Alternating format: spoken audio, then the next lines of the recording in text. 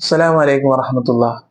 പ്രിയമുള്ള മുഅ്മിനീങ്ങളെ, നാമൊക്കെ ജീവിതത്തിൽ പ്രവർത്തനങ്ങളുമായി മുന്നോട്ട് പോകുമ്പോൾ പല ചിന്തകൾ ദൈനംദിനമാകുന്ന ജീവിതത്തിൽ നമ്മളിലേക്ക് കടന്നു വരാറുണ്ട്.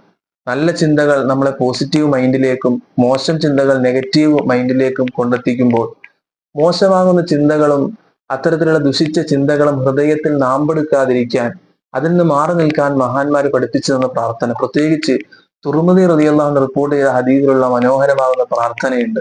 എന്താണത്? അല്ലാഹുമ്മ ഇന്നി അഊദു ബിക മിൻ മുൻകറാത്തിൽ അഖ്ലാഖി വൽ അഅമാലി വൽ അഹ്വാഇ.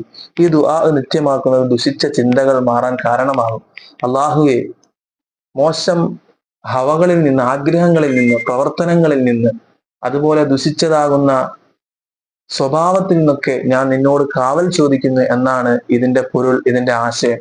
അർത്ഥമറിഞ്ഞുകൊണ്ട് ഈ ദുആ പ്രാർത്ഥന നിത്യമാക്കുന്നവർക്ക് ഒരു പരിധിവരെ ദോഷമാകുന്ന, മോശമാകുന്ന ചിന്തകളിൽ നിന്ന് മാറി നിൽക്കാൻ സാധിക്കും. അള്ളാഹു അനുഗ്രഹിക്കുമാറാകട്ടെ. അസ്സലാമു അലൈക്കും.